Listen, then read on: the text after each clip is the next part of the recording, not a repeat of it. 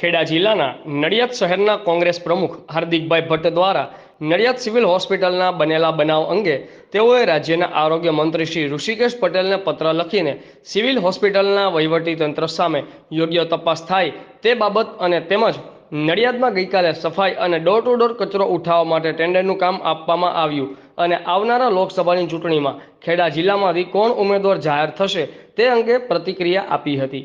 Bureau chief Amit Parekh, આઝાદ media live, Kheda. પણ ગરીબ લોકો આવા કેટલા હશે કે જેમને ટ્રીટમેન્ટ નહીં મળી હોય। આ તો અમારી જાણ પર આવ્યું અને અમે ગયા અને ટ્રીટમેન્ટ મળી અને એવી ટ્રીટમેન્ટ મળી કે એ લોકોનો ફોન આવ્યો કે તમારા લીધે અમને સારી ટ્રીટમેન્ટ મળી। એ મારો ઉદ્દેશ હતો જે પૂરો થઈ ગયો। ત્યાંની જે પરિસ્થિતિ, જે હાલના જે ડૉક્ટર હતા ને એ ડૉક્ટરની પ્રતિક્રિયા અને એ લોકો માટે સારવાર કરવા માટેની તાત્કાલિક ફરજ ઉપર મારે જ્યારે એમને કહ્યું ને એટલે તરત જ એમણે સ્ટ્રેચર બી મોકલાયા અને બીજો સ્ટાફ પણ આવ્યો। એટલે હું એમને સેલ્યુટ કરું છું કે ફરજ ઉપરના ડૉક્ટરોએ મારા કહેવાથી આ બધી પરિસ્થિતિને ઠાળે પાડી।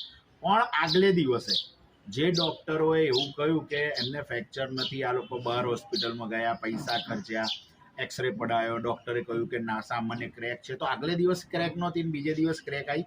એટલે આ ફરજ ઉપર બિલકુલ નિષ્કાળજી કહેવાય।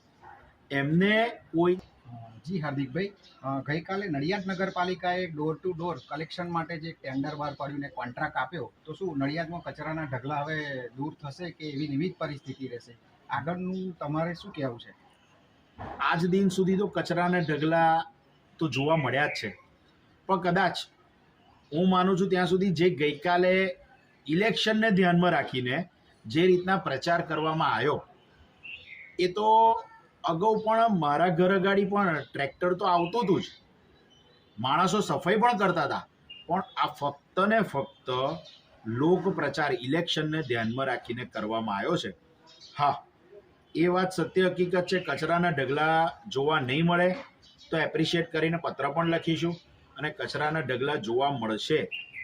અને આની અંદર કઈ રીતના આયોજન કરવામાં આવ્યું છે કે કચરાના ઢગલાનો નિકાલ કઈ રીતના કરવામાં આવ્યો છે, એ આયોજન ઉપર આધાર છે।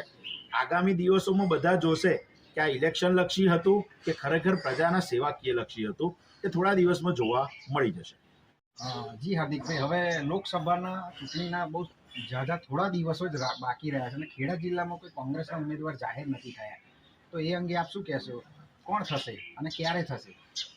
આ પ્રથમ વખત એવું બન્યું છે કે ભારતીય જનતા પાર્ટીએ ઉમેદવાર વહેલા જાહેર કર્યા છે। એવું નથી કે ખેડા જિલ્લામાં ઉમેદવાર નથી, અત્યારે ખેડા જિલ્લામાં 5 ઉમેદવાર છે, પણ પ્રજાની વચ્ચે કોણ વધુ કામ કરી શકશે પ્રજાલક્ષી, એ બહુ મહત્વનું છે। લોકસભા પછી આવનાર જિલ્લા પંચાયત, તાલુકા પંચાયત, નગરપાલિકા અને વિધાનસભાની જવાબદારી લોકસભાનો જે ઉમેદવાર હશે એના ઉપર રહેશે। એટલે અત્યારે મોવડી મંડળ અને પક્ષ એને ધ્યાનમાં રાખીને એક ઉમેદવાર તો નક્કી જ છે અને ટૂંક સમયમાં 1 કે 2 દિવસની અંદર જ એ ઉમેદવાર જાહેર કરશે જ, એ હકીકત